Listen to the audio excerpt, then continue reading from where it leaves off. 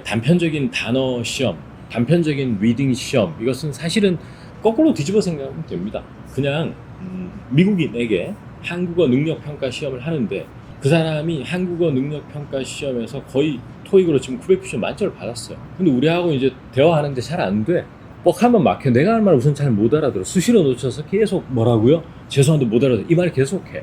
근데 만점? 말이 되냐? 우선 전혀 반영을 못하고 있다. 그리고 사실 언어를 그런 사지선다형으로 이밸루에이션 한다는 사고 자체가 사실은 본질적으로 좀 문제가 있는데, 저와 스터디언 클래스에서 선보이는 이것이 무조건 100% 맞는 길이라고 사실 확신하고 있어요. 다만 조심스러워서 그런 워딩을 삼가하고 자제할 뿐이지.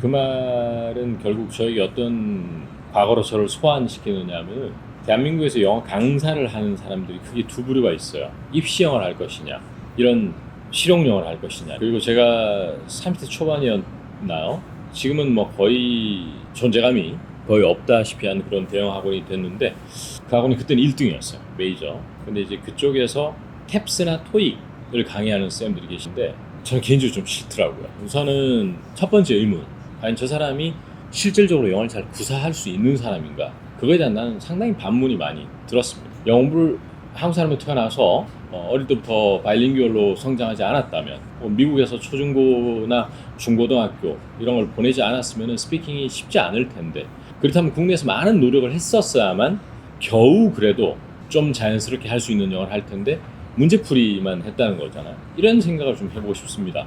베트남 분이 계셔요. 한국말을 거의 구사하지 못해요. 스피킹 거의 안 돼요. 듣는 것도 막 수시로 놓쳐요. 근데 우리나라 국어 능력 평가 강사예요. 문제를 잘 풀게 해줘요. 저는 그런 사람한테 배우고 싶지 않아요. 그것이 무슨 그 나라 언어를 하는 겁니까? 저도 지금 영어 하면서 때로는 시제나 관사, 조동사 이런 걸 틀릴 수 있죠. 하지만 그런 아주 지엽적인 몇 개를 빼고 원어민하고 대화할 때 매우 원어민과 흡사한 문형으로, 특히 듣는 거에는 거의 문제가 아예 없이 이 정도는 할 수 있는 것이 내가 영어를 할 수 있다는 말 아닌가? 저는 그런 생각이 들거든요. 그 말인 즉슨 우리나라 공교육에 있는 많은 영어 선생님들, 이런 분들도 지금 예전보다 실력이 많이 올라와 있어요. 사실 저도 이제 영어 특훈반이랑을 하면서 고등학교 영어 선생님들이 제 수업을 굉장히 많이 들었어요. 8개월씩 특훈반 체제는 기니까. 근데 예전보다 확실히 좋아졌더라고요. 아, 이제 이분들도 독해만 잘하는 분들이 아니구나. 근데 이제 스피킹을 더 잘하고 싶은 거예요. 자기가 정말 밀리고 싶지 않은 거예요. 공교육 체제에서 영어 선생님 중에서도 탑으로 올라서고 싶은 그런 분들이었는데, 그 외의 다수의 영어 선생님들이 더 분발하셔야 돼요. 사실 제가 이제 옛날에 특목고 입시학원 강사할 때 많은 동료 선생님들이 저에게 영어 문법 질문을 했어요. 물론 그 쌤들을 뭐 이렇게 깎아내리거나 이러고 싶은 마음은 없는데, 그런 선생님들 두 부류가 있어요. 한 분은 교포. 교포는 그냥 영어 잘하게 돼 있어요. 교포인데 영어 스피킹 못하면 어떡해요?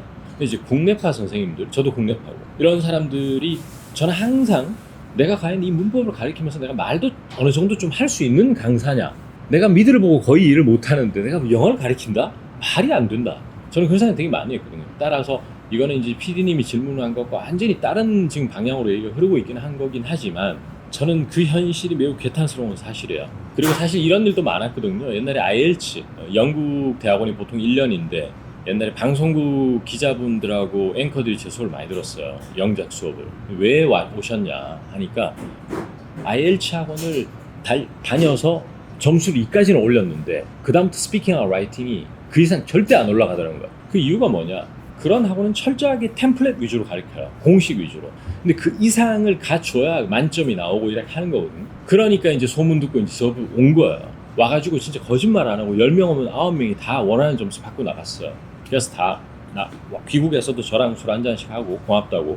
근데 그 말은 언어를 우선 그 평가하는 시험 자체가 굉장히 좋아져야 된다는 생각을 좀 가지고 있고요. 단편적인 단어 시험, 단편적인 리딩 시험, 이것은 사실은 거꾸로 뒤집어 생각하면 됩니다. 그냥 미국인에게 한국어 능력 평가 시험을 하는데 그 사람이 한국어 능력 평가 시험에서 거의 토익으로 지금 990점 만점을 받았어요. 근데 우리하고 이제 대화하는데 잘 안 돼. 뻑하면 막혀. 내가 할 말 우선 잘 못 알아들어. 수시로 놓쳐서 계속 뭐라고요? 죄송한데 못 알아들어. 이 말을 계속해. 근데 만점? 말이 되냐? 우선 전혀 반영을 못하고 있다. 그리고 사실 언어를 그런 사지선다형으로 이밸루에이션 한다는 사고 자체가 사실은 본질적으로 좀 문제가 있는데, 다만 그럼 어떻게 평가할 것인가, 그 문제가 생기죠. 그럼 일일이 전국에 있는 모든 사람의 스피킹을 자유자재로 해가지고 3시간을 평가해주고 그 사람 일일이 다 채점을 할 것인가? 안 되잖아요. 리소스가 안 되기 때문에 결국 이런 일이 생긴 거고. 저는 사실 제가 20대 때 처음에 토익 시험이 생겼는데 그때 기업은행에서 접수를 받았어요. 아직 기억나. 저는 금방 없어질 줄 알았거든. 아직도 지금 토익이 좀 제가 저항감이나 거부감이 좀 있습니다, 사실은. 그래서 뭐 그거는 그거고, 저희는 뭐 저하고 만난 거는 영어 스피킹과 청취를 잘하기 위한 것이니까 뭐 시험이 어떻다 저떻다 그 생각하지 마시고 그냥 저랑 지금부터 정확한 목표 시점을 잡았으면 좋겠거든요. 한정 없이 하면은 지치게 돼 있습니다. 어떤 남자가 여자를 짝사랑하고 구애를 하는데 2년 동안 마음을 안 받아주면 포기하고 딴 여자 찾아야죠. 안 그러면 아둔한 사람입니다. 지고지순한 사랑 쉽지 않습니다. 영어도 똑같다고 봐요. 미친 듯이 파고 또 파는 것 같은데 안 늘어? 안 하게 돼 있어. 방법이 잘못됐다고 보고 집중력이 떨어졌다고 봅니다. 따라서 저는 솔직히 제 마음속에는 저와 스터디언 클래스에서 선보이는 이것이 무조건 100% 맞는 길이라고 사실 확신하고 있어요. 다만 조심스러워서 그런 워딩을 삼가하고 자제할 뿐이지. 그래서 저희는 그렇게 한번 열심히 드라이브를 걸고 있고, 저희도 똑같거든요. 우리나라에 이제 성인 영어, 실용 영어, 영어 회화라든지 이런 업체들이 많다고 알고 있는데, 뭐 진심의 정도가 누가 제일 세냐면 저는 스터디언이라고 생각합니다. 왜냐하면 직원분들 일하는 거 봐도 그렇고 신 박사님이나 고 대표님의 진심 이런 걸 보면 여러분들이 아마 데일리로 같이 작업해 보시면 알 거예요. 이분들이 정말 우리나라의 성인들, 특히 성인분들의 영어 스피킹하고 라이팅을 많이 늘리고 청취력을 늘리기 위해서 어느 정도의 지금 투자를 하고 있는지, 그런 걸 보시면 여러분들은 열심히 할 수밖에 없을 겁니다. 그리고 기간은 항상 말하지만 사람마다 다르지만 누군가에게는 6개월 바짝 하는 거고요. 누군가에게는 1년이 될 수 있는 거고요. 정말 영어를 너무 잘하고 싶다, 제가 볼 때는 1년도 좀 부족할 것 같습니다. 그 정도는 진짜 많은 노력이 필요하거든요. 근데 이왕 하는 거 정말 멋들어지게 한번 해보고 싶다면 그 정도 투자하셔야 된다고 봐요. 그리고 이 투자는, 돈에 대한 투자는 여러분 아무것도 아닙니다. 모든 것은 트레이드 오프거든요. 내가 영어 공부에 시간을 투자한 것은 다른 거에 대한 시간을 뺏어온다는 얘기지 않습니까? 그걸 뺏어왔을 때 과연 내가 얼마나 인생의 가치를 높일 수 있을 것인가, 그 생각을 많이 해주시고 자잘하게 생각하지 말자고요. 저도 그렇고요. 좀 크게 생각을 해주시면 좋을 것 같습니다. 저도 인생을 이제 좀 제법 살아보니까 저 역시나 비효율적인 행위를 되게 많이 했던 것 같아요. 그게 왜냐면 근시안적이라서 그런 겁니다. 왜냐면 당장 내일이 급하지 않습니까? 누구에게나. 오늘 저녁이 급하고 한 달 뒤, 6개월 뒤, 이거는 아직 다가오지 않은 미래이기 때문에 일단 계속 흐릿하단 말이에요. 근데 이제 이게 왜 어떤 연구에 어떤 거와 일맥상통하냐면, 사실 이런 저와 요즘 함께하는 이런 류의 공부를 해놓으면 토익 점수는 자연스럽게 오를 수밖에 없어요. 특히 IELTS 같은 거는 거의 만점에 가까이 받아오셔요. 제 학생들 보면. 제 수업이 성인 수업이었는데도 초등학교 6학년도 부모님이 토일 아침마다 데리고 와서 수업 들렸어. 그때 동화책으로 수업했기 때문에. 그리고 중고등학생도 꽤 있었고요. 그 부모님들이 좀 깨어 있었다고 봅니다. 그러면은 그 친구들의 영어는 자연스럽게 다 느는 거예요. 소통을 위한 영어도 늘고 점수도 다 잘 받아왔어요. 솔직히 초등학교 6학년짜리가 토익 치면 990점 맞아온 애도 몇 명 있었어요. 이제 그건데, 다만 토익이나 IELTS 학원에 가서 스파르타식으로 받는 것보다 시간이 더 많이 걸리는 건 사실이에요. 하지만 완벽하게 점수를 높이는 방법은 이 방법이 더 맞긴 맞아요, 궁극적으로. 하지만 이런 말씀 못 드리겠지. 내가 당장 토익 점수 필요한데 쌤 수업 들을까요? 들으세요. 토익 듣지 마세요. 이 말은 내가 못 하겠어요.